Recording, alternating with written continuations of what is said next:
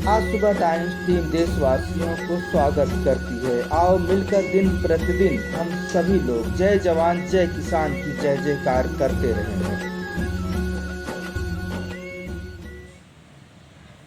जय Hind. Rajesh Gupta, ACCF national team member, नई दिल्ली।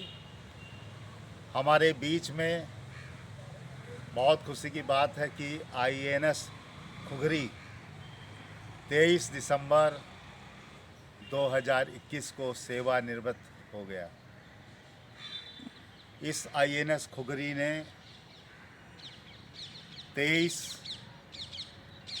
अगस्त 1979 को शामिल हुआ था सेना में और 3 दिसंबर 1986 का इसका पदार्पण हुआ था।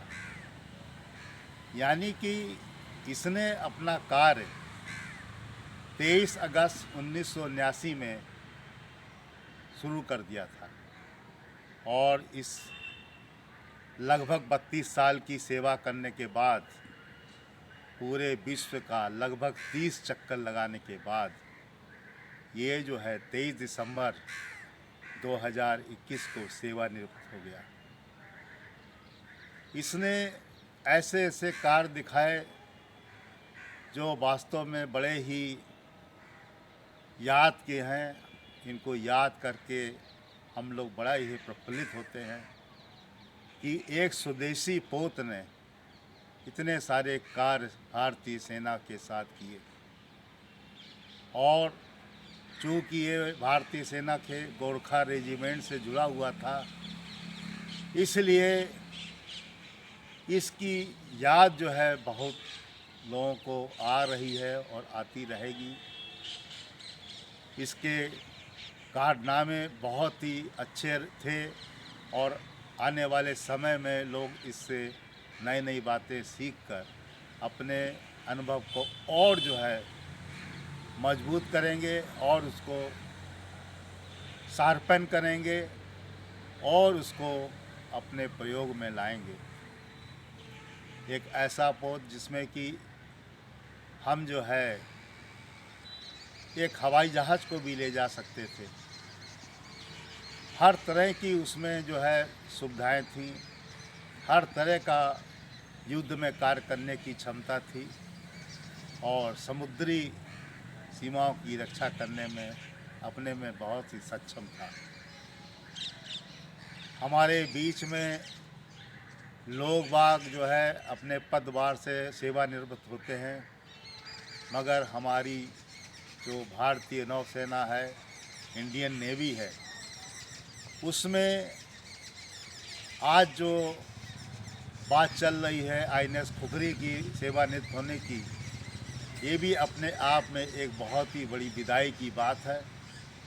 इसको विशाखापट्टनम में विदाई देने के लिए कई लोग भारतीय सेना के इकट्ठे हुए थे और इसको भावभीनी विदाई दी गई थी, जिसकी याद को करके लोगों ने उन पुराने दिनों के इसके कार्य क्षमता की याद करके लोगों को ये पुनः जागरूक करने के लिए समय दिया कि हमारे स्वदेशी के जो अस्त्र शस्त्र या जो पोत्र हैं वो किसी भी मामले में कमज़ोर नहीं है, सब बड़े खड़े उतरते हैं। और आज के इस आधुनिक युग में, आधुनिक समय में जो एडवांस टेक्नोलॉजी का जो एक वातावरण चल रहा है, उसमें हमारे भारतीय वैज्ञानिक, हमारे भारतीय रिसर्च स्कॉलर, हमारे भारतीय विद्यार्थी लोग जो लगे हुए हैं, वो और नई नई टेक्नोलॉजी लाकर, नए नए पैरामीटर्स लाकर इन युद्ध पोतों को, हथियारों को ऐसी ऐसी तकनीकी दे रहे हैं जो वास्तव में एक बहुत ही उम्दा टाइप की टेक्नोलॉजी है, जिसको कि डेली के डेली रूप में मॉनिटरिंग करके उसको मॉडिफाई करने की भी बात करते रहते हैं। एक समय ऐसा आएगा कि हमारे भारतीय सेना के हर व्यक्ति के, हर सेना के हाथ में स्वदेशी ही स्वदेशी दिखाई देगा, और यही आत्मनिर्भर भारत की एक सबसे बड़ी खूबी और सबसे बड़ी एक विकास की जो पथ है उस पर चलने की जो संकेत है वो यही दिखाता है। और यही हम लोगों को एक शिक्षा देता है कि अगर हम अपने पैर खड़े हैं, अगर हम अपने कंधों पर अपना सामान लेकर चल रहे हैं, तो हम सक्षम हैं देश की सेवा करने के लिए, देश की सुरक्षा की पूरी तरह से जिम्मेदारी उठाने के लिए। और हम सब लोगों को इसमें आगे आके अपनी भारत माता की भूमि के लिए, धरती माता की भूमि के लिए, माँ के लिए हर तरह से अपने प्राणों को न्यौछावर करके इसकी रक्षा करनी है। हमने बहुत ही लहू गमाया है, बहाया है इसको पाने के लिए। अब इसको हम नहीं जाने देंगे केवल बातों बातों में, हम इसको नहीं जाने देंगे केवल धमकी धमकी में, हम इसको नहीं जाने देंगे केवल झूठे मूठे बातों और आक्रमण करने से। अब हमारी भारतीय सेना इस तरह के कोई भी माहौल को नहीं सुनने वाली, नहीं समझने वाली है। हर चीज़ का उत्तर बखूबी से देने के लिए हमारी भारतीय सेना, हर भारतीय सैनिक तैयार है।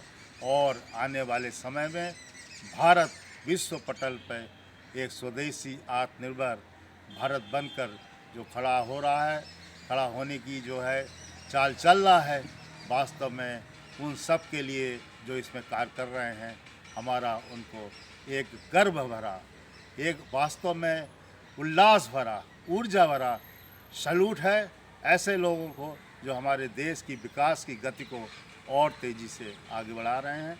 हम इस उपलक्ष्य में भारतीय सेना के नौसेना, भारतीय सेना के थल सेना, भारतीय सेना के वायुसेना, सभी जवानों, अधिकारियों और रक्षा मंत्रालय के सभी लोगों को हम सैल्यूट करते हैं, पुनः सैल्यूट करते हैं। जय हिंद, जय Bharat. Rajesh Gupta, ACCF national team member, नई दिल्ली। नमस्कार दोस्तों, मेरे चैनल को सब्सक्राइब, लाइक करें और आइकॉन को जरूर दबाएं ताकि आने वाले वीडियो को आपको नोटिफिकेशन मिल जाए। धन्यवाद।